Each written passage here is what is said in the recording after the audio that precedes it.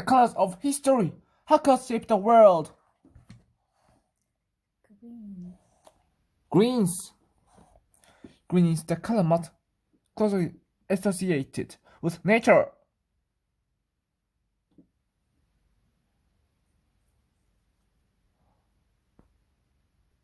Chlorophyll gives plants their green color, and the ancient Egyptian symbol of the color for the color was the stalk of the papyrus plant. Today, green parties and organizations campaign to conserve the environment. Green is considered the color of spring and newness, and envy too. William Shakespeare coined the phrase green-eyed monster to describe Delirious in his play Othello.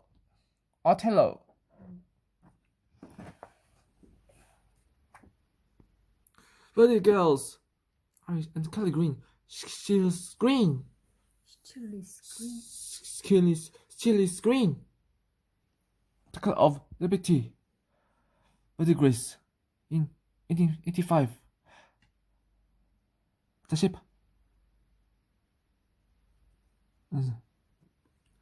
The ship is easily steamed into New York, carrying a gigantic gift from the French people. Packed into 214 crates was an enormous statue that represented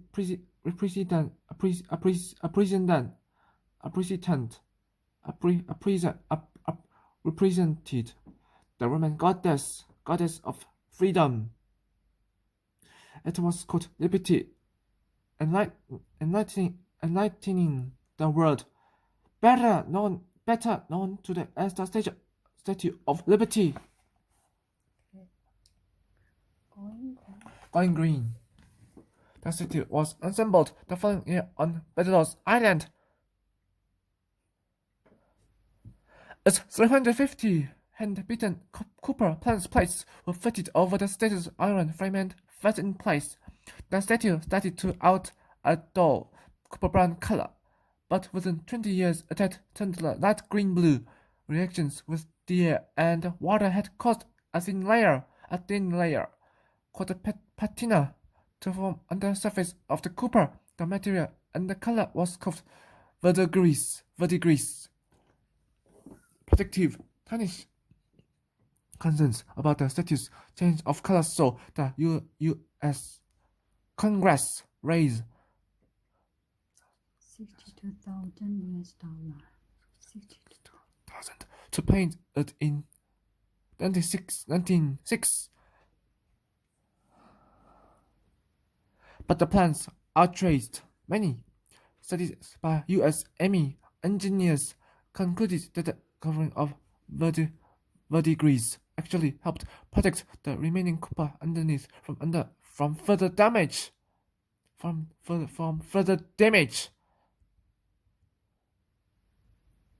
So, the statue was left alone, copper-clad and domed. Buildings in many other cities have been left tarnished in this way. Go down to Bedlos Island and study the Statue of Liberty. You will find the most beautiful example of metal coloring in existence and the world today. Green from Greece, verdigris occurs naturally due to weathering, but it was also made as a coloring. It gets its name from the French for green of Greece. Ancient Greeks used to manufacture this pigment by placing thin silvers of copper in pots with sour wine or vinegar, and leaving them to stand for weeks at a time. The patina that formed on the copper was scraped off and turned into a paint. It later proved popular with artists including Ripple,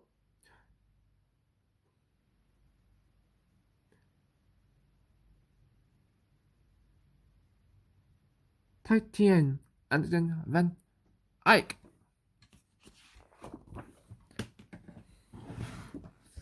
The color of rebellion, Irish and Kelly Green. Saint Patrick brought Christianity to Ireland in the 5th century, and on his feast day, 17th March.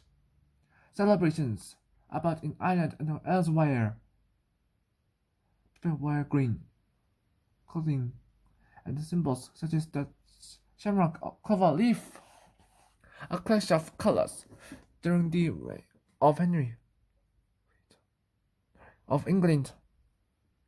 Ireland was brought under an English control, named the Kingdom of Ireland, and given a dark blue flag by the 18th century Irish nationalists who wanted control of their own country, adopted green as their color.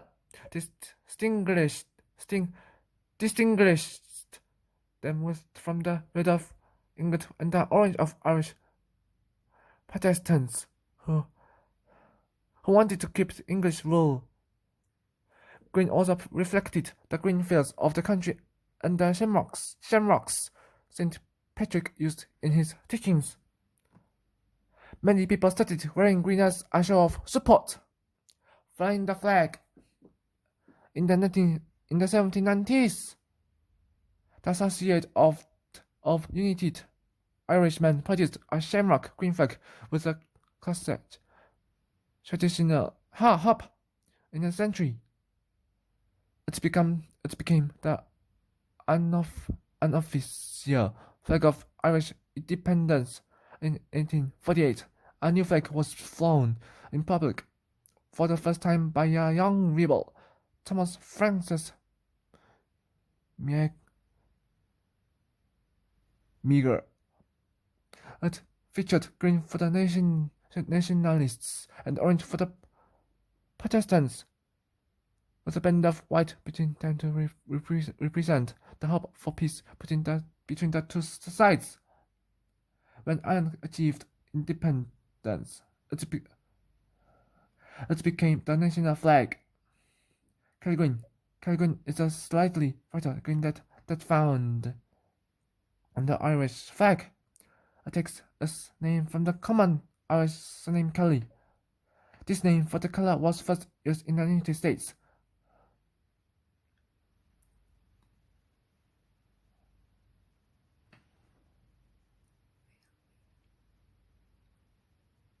Where many Irish people lived.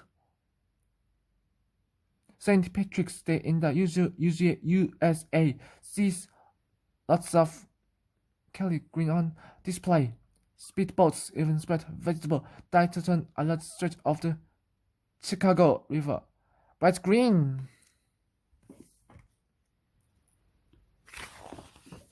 Nothing but deadly. Cheers green. She made many scientific discoveries, but he was slow to publish his results. This meant that other chemists got the credit for many of Steele's discoveries.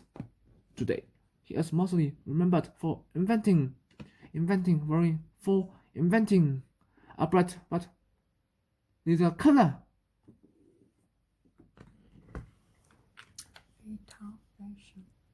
Fatal fashion.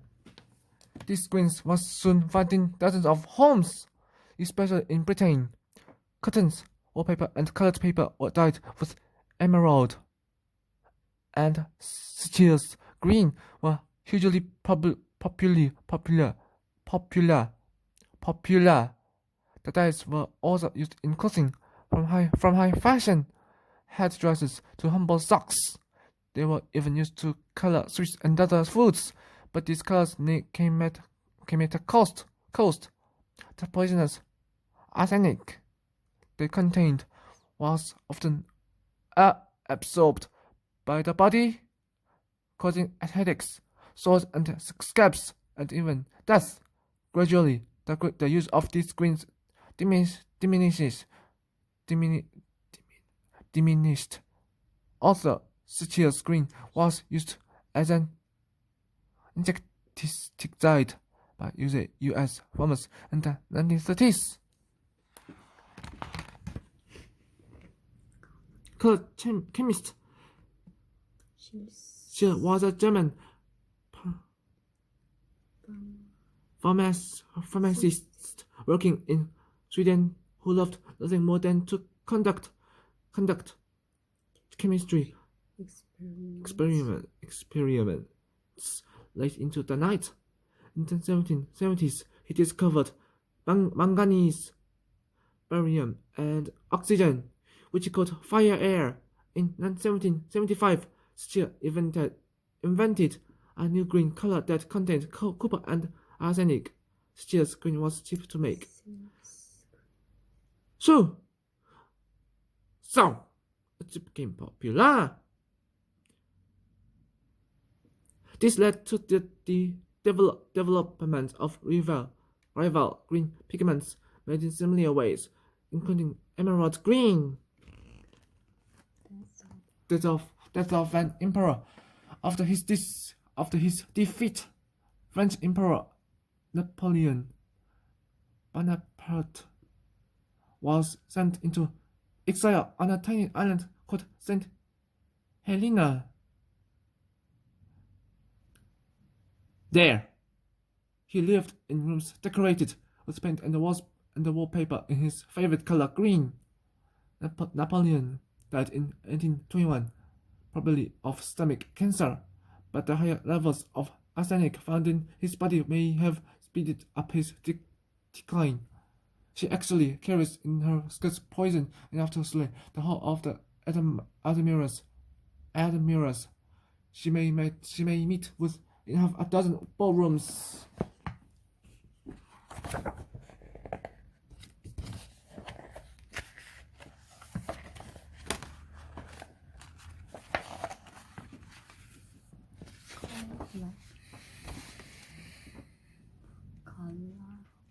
Colors that made air.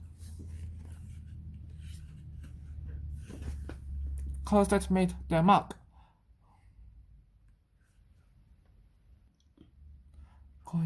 Coal black and graphite. Black was part of prehistoric people's palettes, as they used charcoal to write and draw with. Many blacks, such as coal and graphite, come from rocky minerals, which are either used in their solid form or ground down into powder and mixed with other substances. Coal was first used more than 5,000 years ago in ancient Egypt, where men and women drew thick lines of coal around their eyes, to stop their eyes being dazzled by the sun. But they also believed it had magical protective powers. Poorer people made coal from soot mixed with animal fat. The wealthy made a better version from crushed galena, or rather minerals, mixed with oils and precious metals, and sometimes scented with frankincense. Graphite is a gray-black form of carbon that can be easily drawn with and rubbed out using an eraser. In the past, graphite was so valuable that mines were gutted and miners flogged with whips if they were caught stealing any of the precious substance. Some graphite was sawn off into square sticks, wrapped in string or sheepskin, and used as an easy enjoying tool. People thought it was a type of lead and called it plumbago, or black lead. Graphite pencils are still known as pencils today. Pencil power when a war meant that the French could no longer import solid graphite from England. Nicolas Jacques Kant came up with an alternative. He mixed graphite powder with clay to form rods, which he baked in an oven. He then placed each rod into halves of a cylinder made of wood. The modern pencil was born.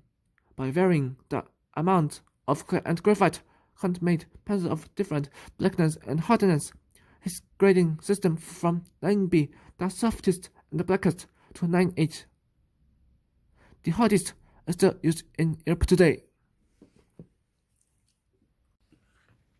Oh, color. Color to die for. I meant lead white. The color of snow. Milk.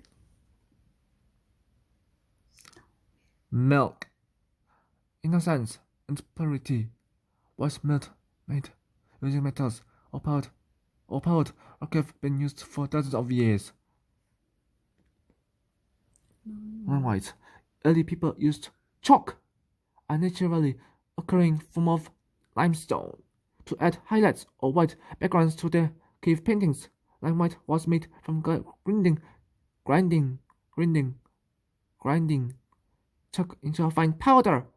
Mixing it with salt and water made a thin paint called whitewash.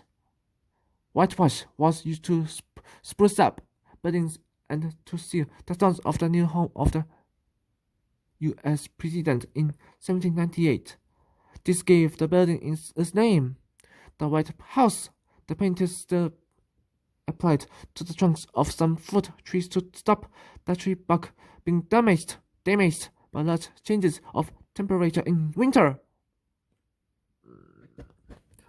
Lead white. The white horse was whitewashed several times until 1818, when the building was painted using a different material. Lead white was not new. It had been made for over 3,000 years in roughly the same way. It was allowed to react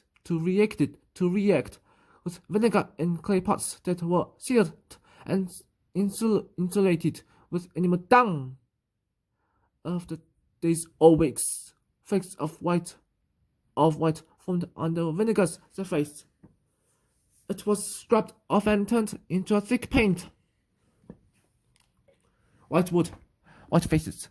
Artists liked lead white because it stuck to canvases and wood, and they mixed easily with oil paints. Some shipbuilders used it to waterproof the timbers of wooden vessels. In the 17th century, lead white was used as makeup to give women pale with white faces, but lead white is poisonous. Warnings about its dangers often made in ancient times, but people still use the dangerous pigment. Some women lost their hair and teeth and suffered breathing problems. Artists such as Michelangelo,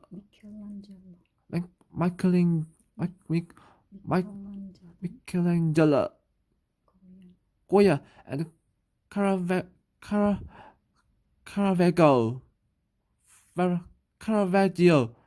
have been made by the lead what they used in the paintings.